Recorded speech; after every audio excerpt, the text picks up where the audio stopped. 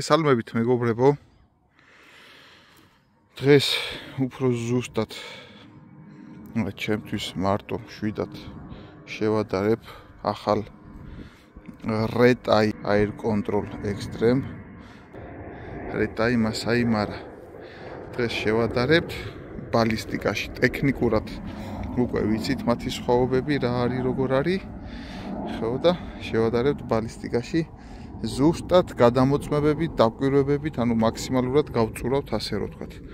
სამიზნე გვაქვს 40 მეტრაში დაყენებული, რადგან საფანტი მაინც უფრო სრულყოფილად გაშლილია და რაღაც შერევა-შემორევები დამთავრებული აქვს და სრული მუშა ბადე რო დავინახოთ, ამისთვის ვესვრით 40 მეტრაზე.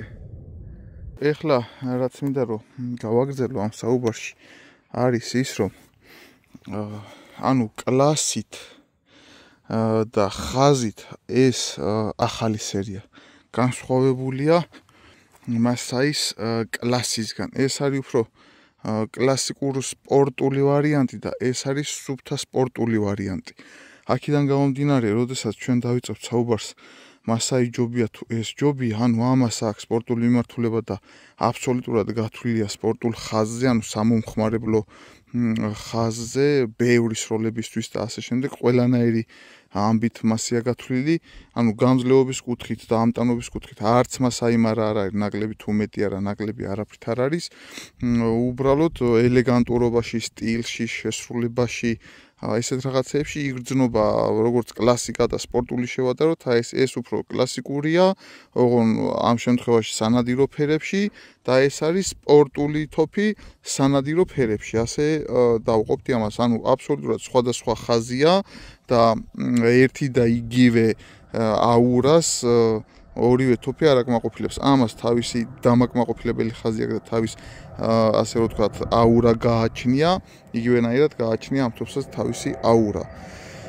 რომელი ვიქონიო, ეგ უკვე პრაქტიკის ამბავია, შეხების ამბავია, საშუალების ამბავია, ფასის დიაპაზონი ერთი და იგივეა, არაფერი განსხვავებული, დიდად რაღაც 100-დან 200 ლარშია სხვაობა, გააჩნია მოდიფიკაციას, ასე რომ ვთქვათ, გრავირებითა, პრასტოია, ანუ უბრალოა თუ ასე შემდეგ რა. ხო და ანუ ამას ვიცით რომ ეს დარბილება აქვს, კიდევ უფრო მეტი დარბილება აქვს, კიდევ ვიცით რომ აი ჩამკეტი მექანიზმი რასაც დაყავს წინ უკან, ვიცით რომ იმისი ზამბარა და ესეთი ღერო არის მოთავსებული კონდახში, რომელიც იკუმშება და მე ეს ღერო აწვება ამ ჩამკეტ მექანიზმს და მოყავს მოქმედებაში თოფი. იმ ღეროს ბენელივით უკან აქვს აი ესე ემხელა ამორტიზატორი დამატებული, რომელიც ამორტიზატორიც უკუცემის დროს, რა თქმა უნდა, ერთგვარ დარბილების როლსაც თამაშობს და ამავდროულად თამაშობს, როდესაც ის ასე რომ ვთქვათ, ეგრეთ წოდებული ამორტიზატორი შეიკუმშება და განულდება, მე ეს ხომ უნდა გაიშალოს, ანუ გატყორცნის მომენტი აქვს, ანუ სტარტი აქვს საუკეთესო, მე დასაწყისისთვის, რომ წაიღოს მძლავრად და სწრაფად ჩამკეტი მექანიზმი თავის ადგილას და არ ქონდეს შეფერხებები ვაზნების შეტანაზე, თავის ჩაკეტვაზე და ასეთ ტექნიკურ საკითხებზე. აი იმას აგვარებს ის პატარა უკან არსებული ამორტიზატორი, რაც Masai Mara-ს არ აქვს და მაგისი მეოცნებე ვიყავი Masai Mara-ზე, რომ ეგ რო ქონოდა, რა ვიცი, მოკლედ ალბათ იმის მაგივრობასაც გამიწევდა რაღაცა დოზით, ასე რომ ვთქვათ. ხო ბატონო ჩემო, კიდე რა განმასხვავებელი ფაქტორი მინდოდა რომ მეთქვა? მოკლედ ეს არის მოცემულობა. ხო, ის მინდოდა მეთქვა რომ აი იგივე მექანიზმი რაც იმას აქვს და Masai Mara-ს არ აქვს, ატანეოებს აქვს, რო იცოდეთ, ძალიან დიდი ხანია მოყოლებული იმ თავიდან ამ თავამდე, ასე რომ ვთქვათ. და კიდევაც აქვს შეურცხვენელი სტატუსი ატანეოებს ავტომატურ მუშაობაში, ასე რომ ვთქვათ, არც ესენი მოიკოჭლებენ, მაგრამ ნუ თავიდან ბოლომდე შემოვიდა სახელით ატანეო და მიაქვს სახელით თავისი ცხოვრება, ასე რომ ვთქვათ. აბა ეხლა გადავიდეთ ტესტებზე. მოკლედ 40 მეტრიდან ვისვრით, ვთქვით რატომაც, სატესტო ვაზნა იქნება 5 ნომერი ზუბერი. და ვნახოთ აგერ მოდიფიკაციებს რას შევადარებ და როგორ შესაბამისად ვისაუბრებ კიდე დღეს ვიქნები მარტო ჩემთვის მშვიდად წყნარად და მე რაც მაინტერესებს და რა ნიუანსებიც მაინტერესებს ჩავეძიები და ჩაუღრმავდები იმ ყველაფერს. აბა წავედით. მოგლეთ ვისვრით სრული ჩოკი 34 გრამი ზუბერი 5 ნომერი Air Control Extreme. მოგლეთ ეს არის Retai Air Control Extreme-ის ამის შემდეგ ამ ხელსახელი რო არ ვილაპარაკოთ ACM ქვია ესე შემოკლებით ამ თოფს და ესე მოიხსენიებთ. ეს არის 40 მეტრა ერთჭრილიანი ჩოკი რომელიც 0.9 შევიწროებით მოდის თავისრულასთან მიმართებაში 5 ნომერი 34 გრამი 136 მარცვალი მიიტანა 75 სანტიმეტრიან წრეში და 58 მარცვალი შემოფანტა გარშემო. მაგრამ დააკვირდით ცენტრში აი 13 ცალი მოხდა ხარაზულა იხვის ტანის ზომა აი ყველაფერი რომ მოაჭრა და მარტო ტანი და იმ ხარაზულა იხვის ტანის ზომა ფიცარს 13 მარცვალი მოხდა. როცა 5-4 მარცვალი არის ოპტიმალური რო ფრინველი დარჩეს ადგილზე.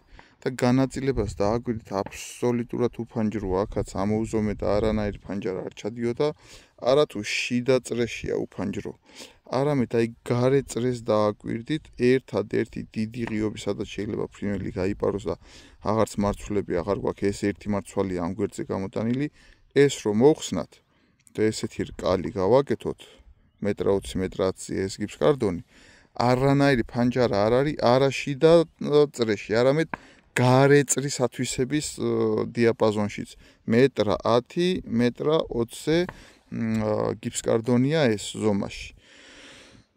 ძალიან დამაჯერებელი, ძალიან ლამაზი განაწილება, აი რაც ჩვევია და მსმენია და მინახია რეტაიზე. აი ისეთი განაწილება აქვს, აი უბრწყინვალესი, ვიმეორებ არა მარტო შიგნით, არამედ გარეთაც. ჭრა 12.5-დან 9 მმ-დან 12.5 მმ-მდე აფიქსირებ და მაგაზე ქვევით არ მოდის და მაგაზე ზევით არ მიდის დამაკმაყოფილებელი, დამაჯერებელი, სრულყოფილი მისროლა. ეხლა ამაზე მეტი მარცვლებითაც მინახია წრეში თოფი, მაგრამ კიდევ ვიმეორებ გადამწყვეტი მნიშვნელობა მარცვლებს არ აქვს ჩემთვის, იმიტომ რომ აი ნახეთ როგორი უბრწყინვალესი გაშლა განაწილება აქვს რა. ჯერჯერობით მომწონს ACM-ი Retai. ზუბერი 5 ნომერი 34 გრამი Retai Masaimara.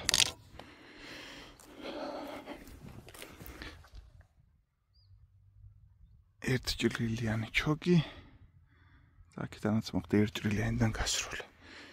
წავედით. ეს არის Retai Masaimara თავისი ერთჭრილიანი ჩოკით 34 გრამი 5 ნომერი ზუბერი 40 მეტრა.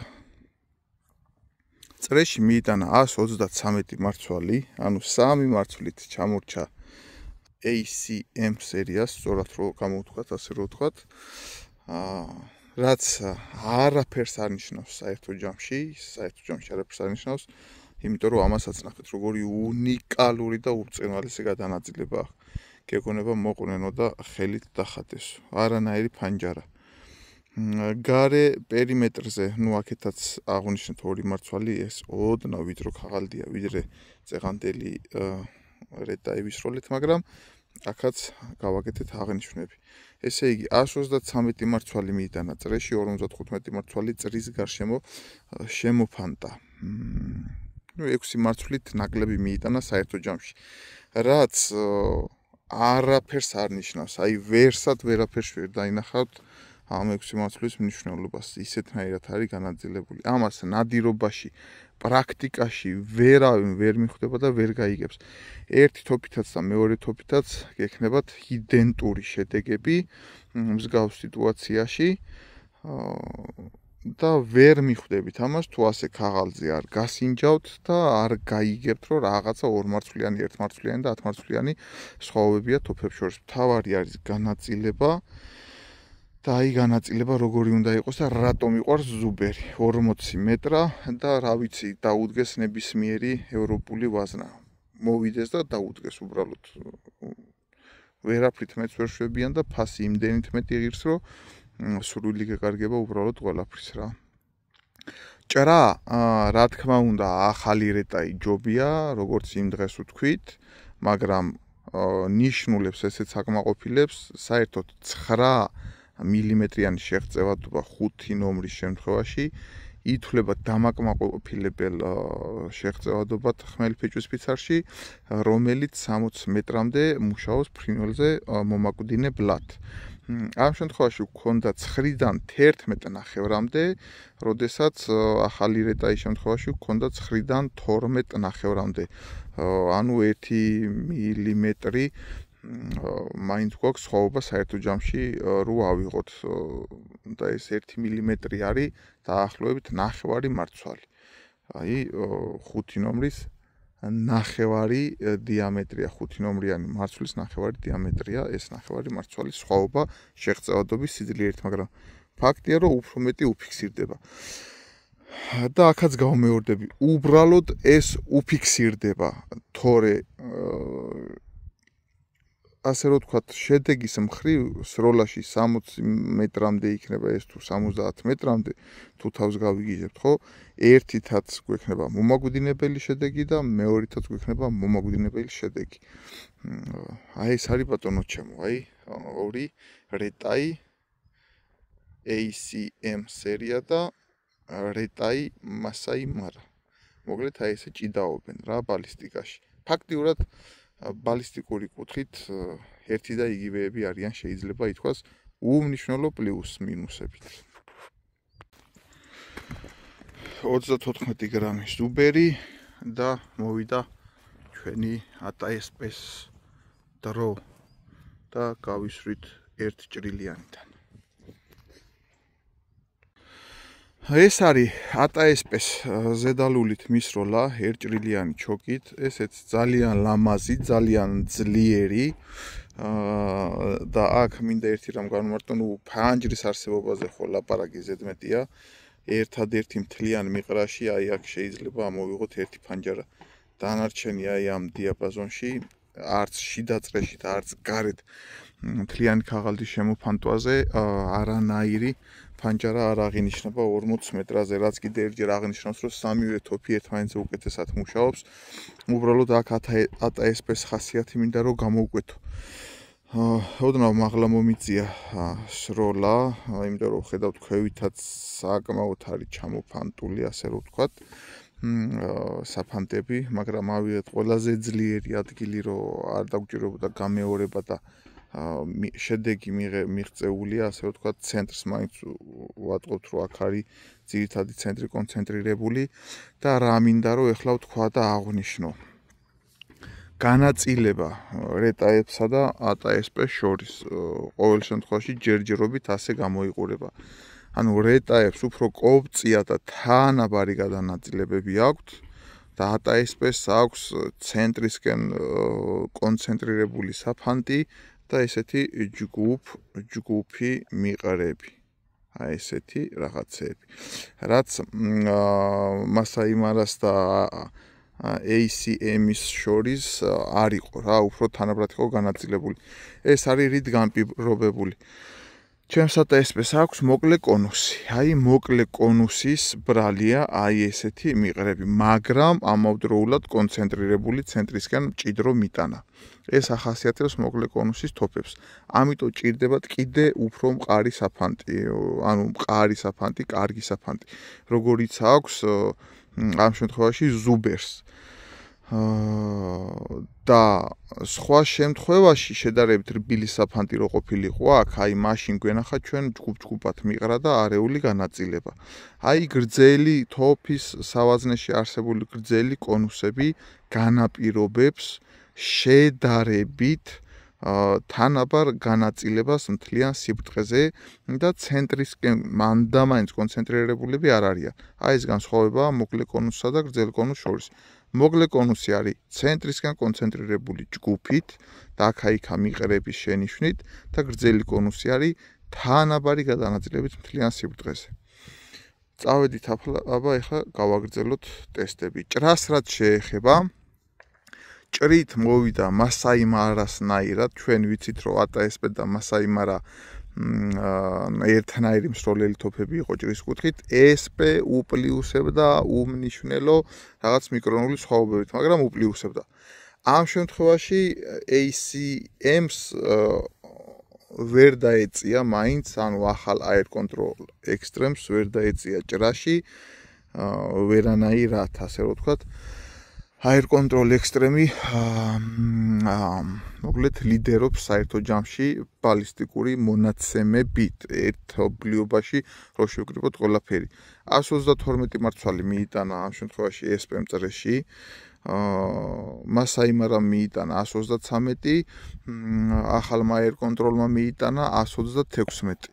გარშემო შემოფანტვით SP-მ შემოფანტა 61 მარცვალი და საერთო მარცვლების რაოდენობით 1 თუ 2 მარცვალი დააკლდა Air Control Extreme-მამდე რომ მისულიყო.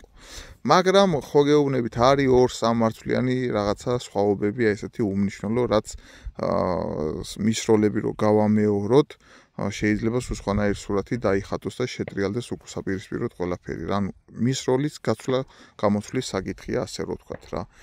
ესეც საინტერესო და მნიშვნელოვანი შედეგები გვაქვს ბატონო ჩემო. აბა ვნახოთ ახლა სხვა ტესტები. ეს არის ATSP-ს 2 ჭრილიანი ჩოკით ნასროლი, 107 მარცვალი არის წრეში მიტანილი. აი რამდენით ნაკლებია ახლა ხო თქვენ ხო ხვდებით დაახლოებით 30 მარცვლით ნაკლებია ამ წრეში მიტანილი. მაგრამ განაწილებას უყურეთ როგორი განაწილებაა. გეგონება აი ხელით დაყრნენ და გაანაწილესოს ეს ნახაზებიო. და გინდას მთლიან პერიმეტრზე შეხედეთ მოცულობას. სადღაც აი აქ და აქ თუ გაიპარება ფრინველი. დანარჩენი მთლიანად ვერსად ვერ გაიპარება. აი ამიტომ ვიძახი და ვიმეორებ და გიმეორებთ რომ არ იყოთ უბედურები, იმიტომ თუ თქვენ თოფს მიაქვს ნაკლები მარცვალი. ბევრჯერ ვიმეორებ და ბევრჯერ გავიმეორებ. თავარია სწორი განაწილება. აი უყურეთ როგორი განაწილებულია და ცენტრიც კიდევ უჭირავს. მანძილზე სამუშაოთ. ეს არის 40 მეტრა, 34 გრამი ზუბერი. 30 მარცვლით ნაკლები მიიტანა სხვებთან შედარებით, მაგრამ აი ულამაზესი განაწილება აქვს. და ალბათ ნაყურები გაქვთ ჩემი კედანზე ნადირობის ვიდეოებს და იქ 40 მეტრს პლუს გიწევს მუდამ სროლა 40-დან 60 მეტრის დიაპაზონში და ალბათ შედეგებს კი ნახულობდით რა შედეგებიც მქონდა. აი ასეთი განსხვავებული, მაგრამ ერთმნიშვნელობიანი მიტანები აქვს თოფებს. თავარია სწორი განაწილება, კოეფიციენტებით, ანუ პროცენტულობით უნდა მოდიოდეს ისე, როგორც მას ეკადრება, შეღწევადობა უნდა ქონდეს იმდენი, როგორც მას ეკადრება და ამის შემდეგ შეგიძლიათ რომ შვიდათ იყოთ თქვენ თოფთან მიმართებაში. უნდა ისროდეს სწორად, ეხლა ეს ჩემი ბრალია, გვერდზე რომ აქვს ნასროლი. ხო და უნდა ისროდეს სწორად, აკმაყოფილებდეს კლასიკურ ჩარჩოებს, როგორც მიტანით ისე ჭრის კუთხით პროცენტულობებში და всё მორჩა და დამთავრდა, იყავი ბედნიერი, რა თოფიც არ უნდა ქონდეს ბალისტიკური კუთხით. ეხლა თუ გინდა რომ რელიქვია გქონდეს და ნაკეთობაში ვიხდით უკვე ფულს, ეგ სხვა რაღაცაა, მაგრამ გლუვი, ლულა და მიტანა როცა ხარისხიან გლულაზე ვსაუბრობთ, ეს იქნება თურქული თუ იტალიური, დაახლოებით ერთი და იგივე აქვს.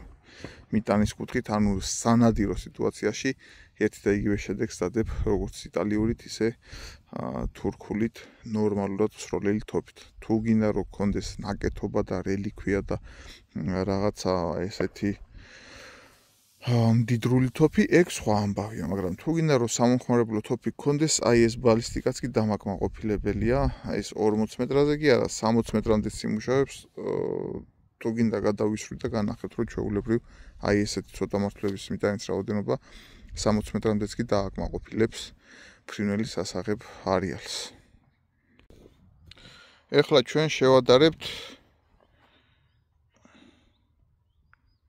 Air Control Extremes Masai Maras Black Mambas ჩოკზე.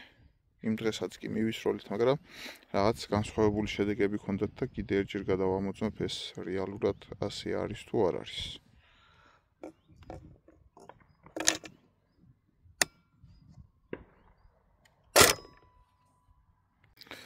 ეს არის Air Control Extremes მისროლა Black Mamba-დან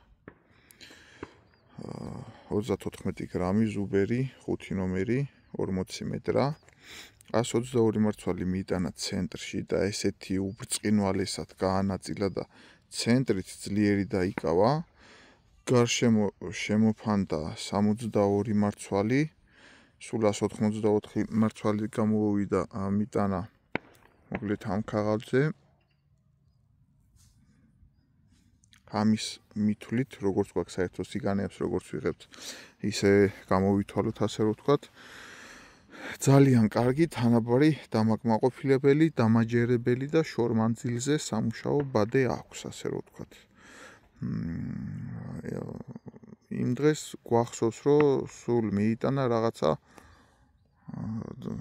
ძალიან ცოტა მიიტანა იმასთან შედარებით. ეხლა სადღაც 10 მარცვლით ნაკლები მიიტანა ერთჭრილიანთან შედარებით. და ყოველთვის ვიძახი, რომ რეტაიზე მამბას არასდროს მეტი მარცვლები არ მოუწია. თანაბარი და სტაბილური განაწილება არის მამბას მახასიათებელი რეტაიზე. და ამას აკეთებს თავისი კარგი ჭრით, ჭრა იგივე დიაპაზონში დადის, ასე რომ ვთქვათ, რაც ვიცით. და მოკლედ იდეალურია რა ვიცი რა ვთქვა, არ ვიცი. ეხლა Masai Mara-დან ვისვრით. ძალიან დამაკმაყოფილებელია, დამაჯერებელია, კარგია, იმუშავებს.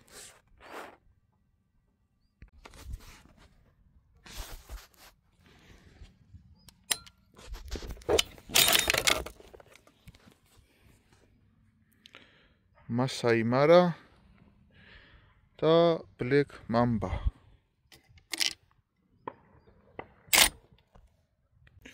ეს არის Masai Mara-ს მისროლა Black Mamba-თი 40 მეტრა.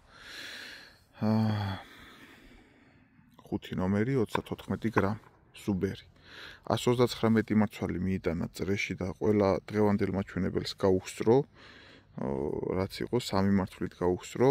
51 მარცვალი მიიტანა თუ 52 მარცვალი მიიტანა წრის გარშემო და საერთო ჯამში 191 მარცვალი მოიცა. აი საერთო მარცვლის მიტანის ჯამით მაინც ვერ დაეწია ახალ Masai-ს, მაგრამ აი წრეში მიტანით ახალი ახალი რეტაის ჩოქს 3 მარცვლით აჯობა, ასე რომ ვთქვათ რა. აი ესეთი გაცვლა-გამოცვლითი უპირატესობებით განსხვავდებიან. ეხლა მამბას ახალ რეტაიზე და ამ რეტაიზე თუ ვიანგარიშებთ, ამათ შორის სხვაობა არის სადღაც 17 მარცვალი. ამან 17 მარცვლით მეტი მიიტანა ახალ რეტაისთან შედარებით. ანუ ძველი რეტაი უფრო ირგებს მამბას ჩოქს, ვიდრე ახალი რეტაი. აქაც ნახეთ როგორი განაწილება გვაქვს. საერთო შემოფანტვაში ერთადერთი ფანჯარა აი აქ თუ ამოიღებ მარტო სადაც შეიძლება რომ ფრინველი გაძროს, თორე გარშემო მთლიანი სურათი რო ავიღოთ, ფრინველი არსად არ გაიპარება და განსაკუთრებით ცენტრში. აი ესეთი სტაბილური და ლამაზი განაწილება აქვს მამბას, ბატონო ჩემო რა. Masai Mara Air Control Extremes ჩოკით, რომელიც არის 55 შევიწროება. ეს არის Masai Mara-თი ნასროლი. წრეში მიიტანა 111 მარცვალი და წრის გარშემო შემოფანტა 52 მარცვალი. ეს არის Air Control Extremes-ზე მოყოლილი 0.15-იანი ჩოკი 2 სანტიმეტრით რო არის წინ გამოწეული. და ნახეთ როგორი თანაბარი და უგემრიელესი გადანაწილება მთლიან ქაღალდზე. აი ქვევით არის წამოღებული ნასროლი და აქაც რამდენიმე მარცვალი გვაქვს, მაგრამ როგორ გონივრულად არის ისინიც განაწილებული და ქვევით ნახეთ როგორი მჭიდრო და სრულიად დაკეტილი ფარდა 40 მეტრაზე 45 მეტრამდე იმუშავებს დამაჯერებლად ჩვეულებრივ, აი ძალიან კარგი შედეგებით რა. ძალიან კარგია, მალადეც. 40 მეტრისთვის იდეალური განაწილება, სუფთა სამომპოვებლო განაწილება, რომ ყვებით იღირებულებაც აქვს ფრინველსა, ვერანაირ ფრინველი ვერ გაეპარება, რაზეც 5 ნომერს ხმარობთ. Air Control Extreme 0.15-იანი შევიწროება და აბა წავედით. ეს არის Air Control Extreme-დან 0.15-იანი თავის მოყოლება 2 სანტიმეტრით როა წინ გამოწეული ის ჩოკი 34 გრამი ზუბერი 40 მეტრა. რა ვიცი, ამ თოფზე ეს ჩოკი მუშაობს სასწაულად. ამ თოფისთვის ეს ჩოკი არის Black Mamba. ანუ რასაც Black Mamba აკეთებს ამ თოფზე, იგივეს აკეთებს ეს ჩოკი თავის თოფზე, ასე რომ ვთქვათ რა. 111 მარცვალი მიიტანა იქ წრეში, მას აიმარა შემთხვევაში და ნახეთ როგორ იდეალურად გაანაწილა. 120 მარცვალი მიიტანა აქ. ესე იგი გავამეორეთ მის როლები ამისიც და მასაისიც. იყო უფრო ნაკლები მიტანიანი, მაგრამ აი ჭიდაობდნენ, ასე რომ ვთქვათ. ეს არის მაქსიმალური მაჩვენებლები ამ შემთხვევაში. იყო მინიმალური, მაგრამ აი, ნუ 111-ზე დაბლა 110-ზე დაბლა არ მოდიოდნენ რა, უბრალოდ გვეგონა რომ რაღაცა გვეშლებოდა და კიდე გადავამეორეთ, იმიტომ გასროლები ორივე თოფის შემთხვევაში და მაქსიმალური რეზულტატები დავდეთ, ასე რომ ვთქვათ. 51 მარცვალი შემოფანთა გარშემო და აი გარშემოც თუ ამ დაბლთა 4-5 მარცვალს არ ჩავთვლით, აი როგორი თანაბარი გადანაწილება აქვს მთლიანად და ცენტრიც უჭირავს ამავდროულად. რა ვიცი, აი ზღაპრული მისროლაა რა. 40 მეტრისთვის, ანუ 45 მეტრამდე ეს ბადე იმუშავებს დამაჯერებლად. რა ვიცი, რა ვთქვა, არ ვიცი, მოკლედ რა. ახლო და საშუალო მანძილზე სამუშაო ჩოკია იდეალურია, რასაც ქვია რა. ხო და ამის იქით კი უნდა იხმარო უკვე მერე 2 ჭრილიანი და 1 ჭრილიანი, ასე რომ ვთქვათ რა. საერთო მართლების რაოდენობა 171 და იქ კიდე 163. რა გამოდის 8 მარცვალში გვაქვს საერთო ჯამში ამ ქაღალდებს შორის სხვაობა, ანუ 8 მარცვლით მაინც კიდე უფრო მეტი მიიტანა ახალმა რეტაიმ. და ესეთი იდეალური განაწილება, რა ვიცი, მეტი რაღა უნდა გააკეთოს თოფმა, ვერ ხვდები თავისი ცენტრით, თავისი გადანაწილებით, მარცვლის რაოდენობით და ასე შემდეგ. მოკლედ ორივე თოფით, მასაითაც და Air Control Extreme-ითაც მოხიბლული ვარ, მასაით მოხიბლული ვიყავ დიდი ხანი და დაემატა Air Control Extreme-იც, ასე რომ ვთქვათ რა. ეს არის 60 მეტრიდან ნასროლი Air Control Extreme. 30 მარცვალი მიიტანა წრეში, ზუპერი 34 გრამი, 47 შემოფათა წრის გარშემო და ნახეთ როგორ არის დაყოფილი. რა თქმა უნდა, ეხლა აქ ფანჯრებს მოვიძევთ, მაგრამ უფრო მეტი პროცენტულობა არის მსროლელისკენ, ვიდრე ფრინველისკენ, ასე რომ ვთქვათ.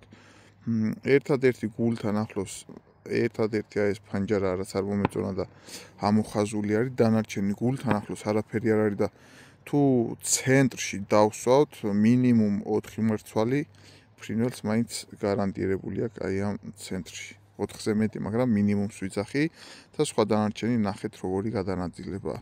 ერთადერთი დიდი ღია გვერდი აქვს ეს და შეიძლება იყოს კიდე აი აქ და ის მოხაზული მაქვს. ანუ ამ ხელა ქაღალდზე 3 ფანჯარა მოიძებნება. ანუ ეს რას ნიშნავს? 70-30-ზე რა, ასე რომ ვთქვათ, პროცენტულობის მიხედვით, ან 97-3-ზე. დანარჩენი დაკეტილია აბსოლუტურად რა. იდეალურადაა დაკეტილი ყველაფერი და აი ამას ნიშნავს კიდე ერთჯერ გიმეორებთ სწორად განაწილებული საფანტი და არა ბევრი მარცვალი. მასაიმარა 34 გრამი ზუბერი, 1 ჭრილიანი ჩოკი 60 მეტრიდან წავით. ეს არის მასაიმარას მიტანა ჩამავალი საღამოს მზის ფონზე, ულამაზესი მზე. 60 მეტრიდან ასროლი 34 გრამი ზუბერი 5 ნომერი, წრეში მიიტანა 33 მარცვალი, და გაუსწრო 30 მარცვლიანს და ნახეთ ცენტრთან ახლოს არანაირი ფანჯარა არ აღენიშნება. რა თქმა უნდა, ეხლა ამ გვერდში აქაც გვაქვს და კიდე ერთგან სადღაც აი აქ, ანუ მთლიანობაში იგივენაირი სამი ფანჯარა გვაქვს აქაც მთლიან ქაღალდზე, როგორი სამი ფანჯარაც გვქონდა Air Control Extreme-ის შემთხვევაში. 33 მარცვალი მიიტანა აქ წრეში და 51 შემოფანდა. საერთო ჯამში გამოსდის 84 მარცვალი. 84 მარცვალი და ესე იგი 4 მარცვალი და 3 მარცვალი 7 მარცვლით მეტი მოიტანა საერთო ჯამში მასაიმარამ ამ ქაღალდზე Air Control Extreme-თან შედარებით. მაგრამ შედეგობრივად, ასე რომ ვთქვათ, ხო, შედეგობრივად ერთი და იგივენი არიან. ანუ სამი ფანჯარა გვაქვს აქაც, სამი ფანჯარა გვაქვს აი აქაც. განაწილება ორივეს ერთმანეთზე უკეთესი აქვს, ну რაც ახასიათებს რეტაის თოფებს რა. აი ეს განაწილება აქვს ბატონო ჩემო. ხო და მოკლედ მალადეც 60 მეტრასაც, ზუბერსაც, Air Control Extreme-საც, მასაიმარასაც და თანამედროვე ტექნოლოგიურ მიღწევებს ძველი ეპოქის სკოლიდან გამომდინარე, ასე ვიტყოდი მე. მასაიმარა 34 გრამი ზუბერი 5 ნომერი 2 ჭრილიანი ჩოკი. ეს არის 40 მეტრა მასაიმარას 2 ჭრილიანი ჩოკი. ყველაფერი იგივე ვაზნა, მანძილი, ყველაფერი 116 მარცვალი მივიტანეთ, ესე ლამაზად გავანაწილეთ, როგორც გვჩვევია ხოლმე. და რა ვიცი, კარგი შედეგია რა. ლოგიკურია იმ ყველაფერთან, რასაც ვადარებთ. სულ ჩოკთან შედარებით უკვე ქვევით წამოვიდა ბიჯი, ასე რომ ვთქვათ, მარცვლის მიტანის რაოდენობებს, თუმცა სიმრგვალე და მიტანის სითანაბრე და განაწილება არ იცვლება, რჩება კარგად, ზომიერად და ძლიერად. 2 ჭრილიანი ჩოკი, Air Control Extreme 40 მეტრა. ეს არის Air Control Extreme-ის მისროლა, 2 ჭრილიანი ჩოკი, 40 მეტრა, ზუბერი 5 ნომერი 34 გრამი. 121 მარცვალი მიიტანა წრეში, ნუ გარეთ აღარ ვითვლით, იმიტომ რომ გვაგვიანდება მთავარი მაინც წრი არის და რამდენი ტესტიც არ ვნახე დღეს, გარეთაც თანაბრად და მომაკვდინებლად ანაწილებს, ასე რომ ვთქვათ, ამიტომ აღარ ვისურვეთ მაგის შემოხაზვა. 121 მარცვალი Air Control Extreme-მა, 116 მარცვალი მიიტანა რეტაი მასაიმარამ, გვქონდა გადასროლები, ასე რომ ვთქვათ, ერთ შემთხვევაში მასაიმარამ აჯობა Air Control Extreme-ს სადღაც რამდენი მარცვლით 114 მარცვალი ქონდა Air Control Extreme-ზე პირველი მისროლა, 116 მერე მასაის ქონდა და მაგით აჯობა. მასაიმ იმას, მე Air Control Extreme-ით ვისროლეთ და მოკლედ მასაიმ დაიწია მარცვლები იქ და Air Control Extreme აქ მოუმატა, მოკლედ მარტივად რო გითხრათ და ტვინი არ აგირიოთ კიდე ერთჯერ, გასროლის, გაცვლა, გამოცვლის საკითხია 5 მარცვალი, 6 მარცვალი, 3 მარცვალი, 2 მარცვალი პლუს მინუსით. ორივე არის ერთი და იგივე ბალისტიკის მატარებელი, როგორც შორ მანძილზე, ისე საშუალო, ისე ახლო მანძილზე, ესეთი თანაბარი ულამაზესი განაწილებებით ბატონო ჩემო რა. ბალისტიკური კუთხით შეგიძლიათ რომ არ მიიღოთ გადაწყვეტილება ამ თოფზე ყიდვის დროს და შეძენის სურვილის დროს. აქცენტი უნდა გააკეთოთ კომფორტზე და იქ ტექნოლოგიურ გათვლებზე, რომლის ვიზუალი მოგწონთ, ერგონომია მოგწონთ, ხელში დაჭერა მოგწონთ, რომელი თქვენს გეომეტრიას ერგება და ასე შემდეგ რა. აი ესეთი ძლიერი და ლამაზი ტესტებით შემოვიფარგლეთ დღევანდელ დღეს და ერთი რამ მინდა ბოლოში რომ გაჩვენოთ ბატონო ჩემო, ასევე ეხლა მივალთ მანქანასთან და მაგასაც განახებთ.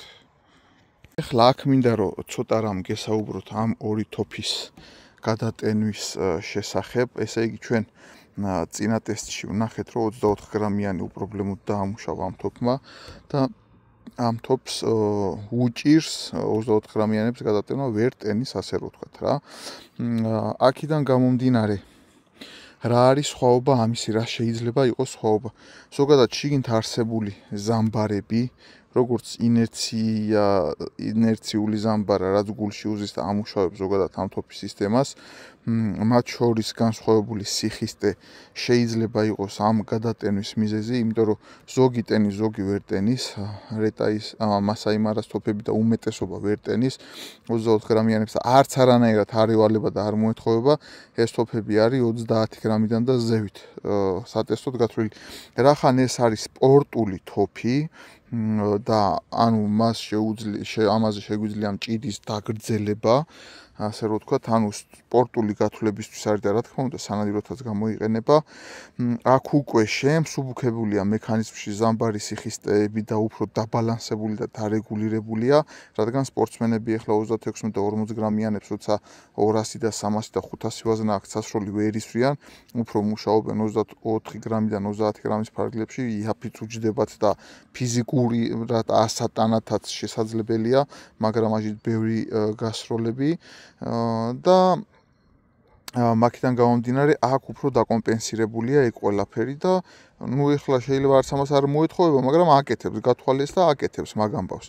და ცალსახად მე რასაც მივაგენი ზოგადად, რატომაც შეიძლება ამ ზამბარების და დაკომპენსირების გარდა ერთი მნიშვნელოვანი დეტალი რაც შეიძლება რომ იყოს, არის ეს მომენტი, უყურე ამის ფანჯარას რო დავკეტავთ, ეს ჩამკეტი მექანიზმი წირო მიდის, მერე უკან ბრუნდება და ისევ წინ ერტყმება, ანუ ბამ ესეთ რაღაცას აკეთებს. აი დააგვირდით ახლა.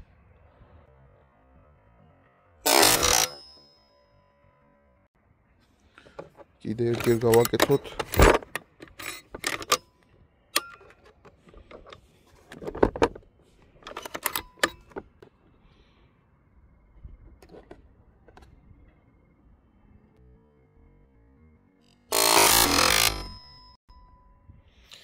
და მასაიმარასი არ აკეთებს მაგას. მასაიმარასი როგორც მიდის და ეგრევე იკეტება, არანაირი უკან დაწევა. აი დააგვირდით.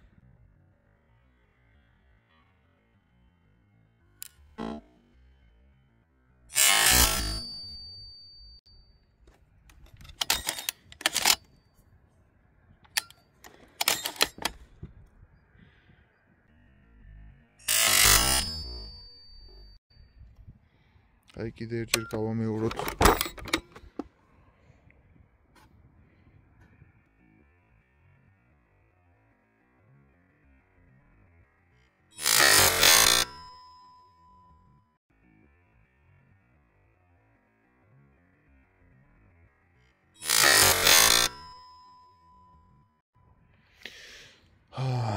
აი ეს არის ამათი განმასხვავებელი ამბები, რატომაც მასაი ვერ ტენის 24 გრამიანს, ანუ ჩემი მიგნებული ასე რომ ვთქვათ და Air Control Extreme ტენის. ანუ მასაის კუდის გეომეტრია ისეთია უკან, როდესაც აი აქედან მოდის და სწორდება, ეს კუდი დგება აბსოლუტურ პარალელში ჩამკეტ მექანიზმთან მიმართებაში, რომ ეს უკანა ბიძგები აღარ იყოს და რო წავა და ჩაიკეტა, ეგრევე ფიქსაცია მოხდეს. Air Control Extreme-ის შემთხვევაში ისეთნაირად არის კუდის ნაწილი მოწყობილი, რომ ძალიან მარტივად, ანუ კიდე უჭირავს ესეთი დახრილი პოზიცია, არ სწორდება პირდაპირ პოზიციაში, ზუსტად იმიტომ, რომ უმნიშვნელო უკუცემაზეც კი წამოიღოს უკან გადატენვა და ეს როდესაც ესეთი ხისტია და პირდაპირ მიწოლილია და დიდი ძალა უნდა რომ დააძრას, რომ ეს მოიხაროს და ქვევით წამოვიდეს, აქედან გამომდინარე ვერ ყოფნის დაბალი გრამიანი ვაზნების მუხტი და ვერ ტენის.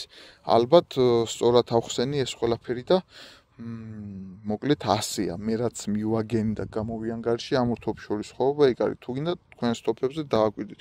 მასაის თავი, რომელიც პირდაპირ წასვლით წკაპ დაიკეტება როგორც გაზმტენი თოფის თავი, მასეთი მასაები 100-დან 99 ვერ გადატენის დაბალგრამიან თოფებს და არც ევალებათ. ხო, ეხლა აქ რასაც ვშვებით, ეს არ არის საგმირო საქმე. ელემენტარული ეთიკური ნორმა, რაც ყველა ჩვენთაგანს უნდა გვაწუხებდეს და რის გარშეც არ უნდა შეგვეძლოს. ცხოვრება როგორც დილას პირის დაბანის გარშე არ შეგვიძლია და საჭმლის ჭამის გარშე დღეს ვერ გავატარებთ მიბმულად, აი ესე უნდა იყოს ესეთი ნორმები ჩვენთვის ცხოვრებაში, მაგრამ სამწუხაროდ ჩვენ ქვეყანაში ჯერ კიდევ გვიწევს მითითებები ამნაირ რამეებზე ერთმანეთს მიმართ. და ჩვენს ნაგავს ჩვენ მივხედოთ. ჩვენს მიერ დაშვებული შეცდომა ჩვენვე გამოვასწოროთ, სანამ სხვა მიგვითითებს და მე გავგულისდებით და რაღაც ამ პარტავნებაში ჩავარდებით, რადგან სხვამ თითი გაიჩურა ჩვენი შეცდომისკენ. მანამდე ჩვენვე გამოვასწოროთ, ჩვენვე ვიზრუნოთ ჩვენ შეცდომებზე, ჩვენვე ვაკონტროლოთ ჩვენი ყოფითი და არც შესანიშნავები გავხდებით სხვისგან და ცხოვრება წინ წავა ერთმანეთის ხალისით და პატივისცემით. შეუცდომელი არავინ არ არის, თავარია რომ ჩვენვე აღვიქვავდეთ ჩვენ შეცდომებს და ჩვენვე ვასწორებდეთ, ან ერთმანეთის დახმარებით ვასწორებდეთ ამ ყველაფერს და ესე უხალისებდეთ ერთმანეთის ცხოვრებას. ვინდომებდეთ უკეთესის შემდეგ იმ გაგებისთვის, რომ მივიდეთ მაქსიმალურად იდეალურობამდე. იდეალურ სხვა ადამიანს ის ფაქტორი ხდის, რომ ის ცდილობს მოერიოს თავის ცუდ ქცევებს, საქციელებს, ჩვევებს და გახდეს იმაზე უკეთესი. აი ეს არის იდეალურობისკენ მიმავალი ადამიანი.